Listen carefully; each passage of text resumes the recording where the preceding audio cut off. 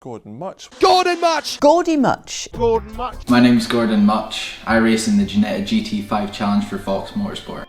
So basically, my dad done hill climb events, which is basically racing cars up really narrow roads. And during a sprint race at a karting track called Gordie, there was karts out at lunch. And I managed to get a go in one, and straight away I was a lot faster than any of the other kids. And from then on, I kept on pestering my dad to give me another go. And that Christmas, I got a cart from Santa. This koala go-kart, and it's good because we only got it today from Santa, and we found presents under that thing there. That's the holder for this go-kart. We only got it today. So my sister's got this boiler suit, so have I. So I'm going to have a little test with it, and the next day I'm going to drive it at Gordie. So, of course, I started karting in 2009 when I was 6 years old. And throughout the years of karting, I'd done it until 2016. And in that time, I won the Scottish Championship, I won the Northern Karting Federation 2 years in a row in 2015 and 16. And definitely 2016, my last year of karting, was by far my best year, where I won the British Championship, and of course that was the international qualifiers as well. So unfortunately I didn't get to go to the international qualifiers, which, looking who won, I do believe that I could have had a brilliant chance to become the X30 World Champion, but of course we didn't have the money to go, which was a real big shame to me. But nonetheless, throughout my karting career, I won many titles, and I had a lot of fun over the years, and I, of course, established myself as a really quick driver from then on, and a one to watch. I started off in cadets, which was 60 mile an hour karts, really small. It was Honda engines. That's where I won the Scottish Championship in 2012. And then I progressed into things like Mini Max, and of course onto Junior X30. Junior X30 was the fastest car that I drove. It had much grippier tyres, and the engine was capable of going over 70 mile an hour, which doesn't sound like a lot, but when you're that close to the ground and you're going around these corners, in the karts, of course with a lot of grip on the tyres, have a lot of cornering capabilities, it is really, really quick, and you do really feel the speed. It feels a lot faster when you're in it, basically. Yeah, my family are extremely supportive of what I do, especially considering that we moved to Lockerbie from Turriff in Aberdeenshire, which is 4 hours away from all of our family and friends, just to give me a better chance of being successful in motorsport. So they've been extremely supportive, my mum, my dad, and of course my two sisters as well. It requires a lot of sacrifices, and my family have had to make a lot of sacrifices, which I'm forever grateful for.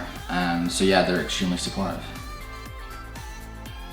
Yeah, my uncle Les, he's a really quick driver as well. He raced alongside my dad in hill climbs at the time, so I sort of grew up with my dad and my uncle both being sort of, maybe not professional racing drivers, but aspiring racing drivers. Well, maybe, I think they've just done it for the real fun for it, because they both had a huge passion. My uncle still races, and my dad's had to step down in order for me to come through. Sorry, Dad. In between the GT5 Challenge and karting, I'd done the Junior Saloon Car Championship. That was my first year in cars. In that year, I had 7 pole positions and 3 wins in my first ever year of cars, which was a great stepping stone, and I gained a lot of experience out of that. However, the GT5 Challenge, compared to the Junior Saloon cars, of course, front wheel drive cars, and into the GT5 being rear wheel drive, it was a huge leap, a huge leap in performance as well, and I had a lot to learn. So almost when I stepped into the GT5 car, in terms of what I had to learn, it was sort of alien to me, and I felt like a rookie again. But now that I've learned the craft of the car and the physics of the car and what it really requires to be fast, and not only fast but to be more professional, I feel like a more confident racer. I feel better. I feel like a better all-round racing driver as well as a more complete person as well, thanks to that. Dedication. Dedication is absolutely key.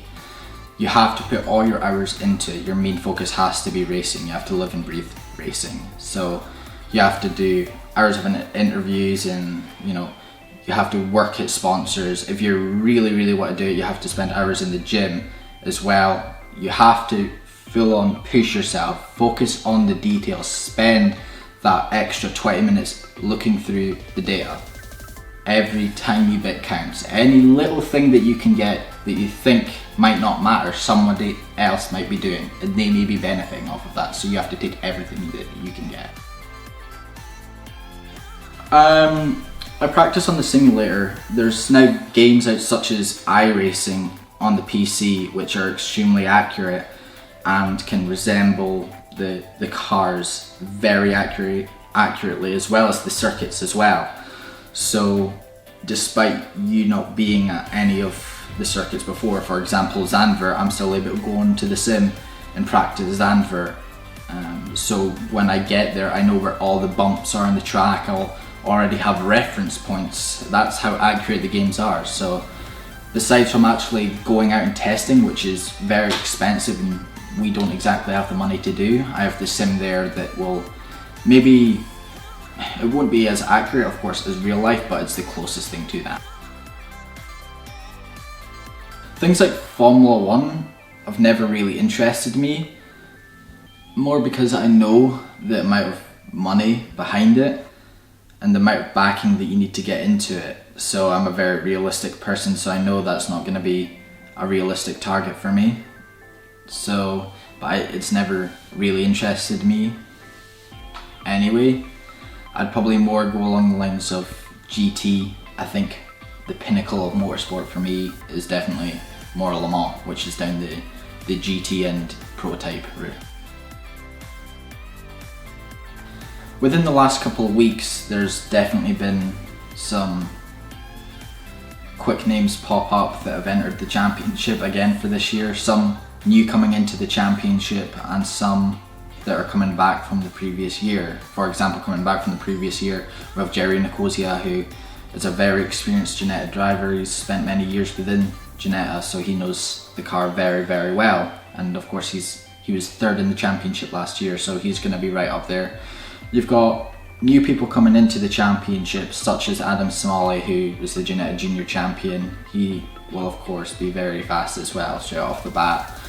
And I think we've got some other drivers such as Tom Golding, who's going to be quick as well, in my opinion. So there's a lot of good competition, there's a lot of good experience there. So, but nothing has really fazed me as of yet. I've still got my firm target of winning the championship this year.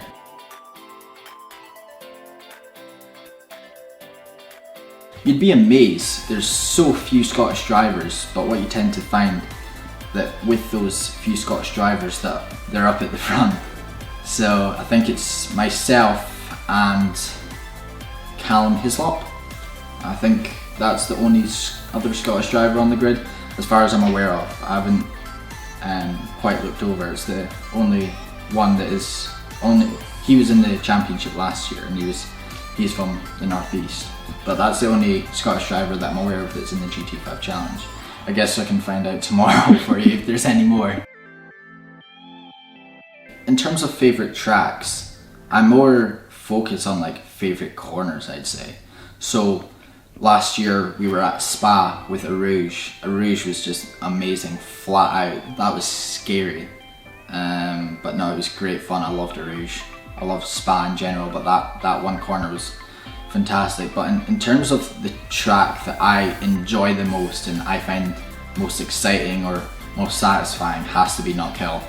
One, because it's home, and two, because you're on two wheels for half of the lap and there's no other circuit like it in the UK.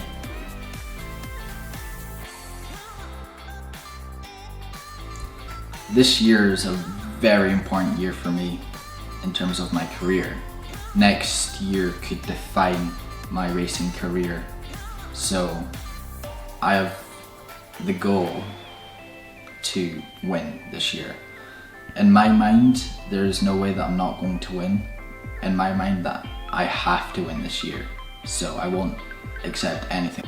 Winning all the races that I can is a good start, but of course you don't always have to go for wins to win the championship.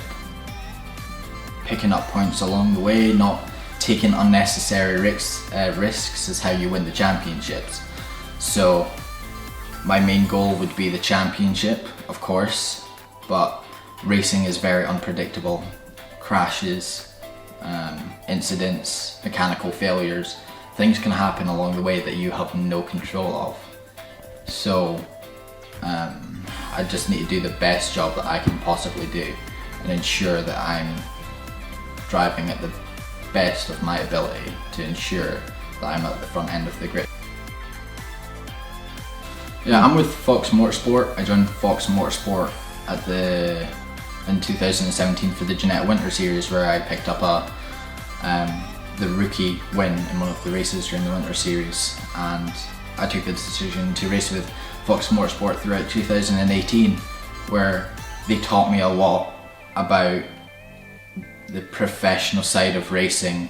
They've really sort of opened my eyes of what it really requires and how much effort you need to put in order to be a professional in racing. And I can't thank them enough for the job that they've done, as I feel like a much more complete driver. I'm more confident than ever, and I even feel like I've matured as a person through working with them. I look forward to working with them again this year as well, as last year we had some brilliant results. All the mechanics are really great. I'm good friends with all of them. I consider them all as friends. My teammates, Nick, Matt and James, they're great as well.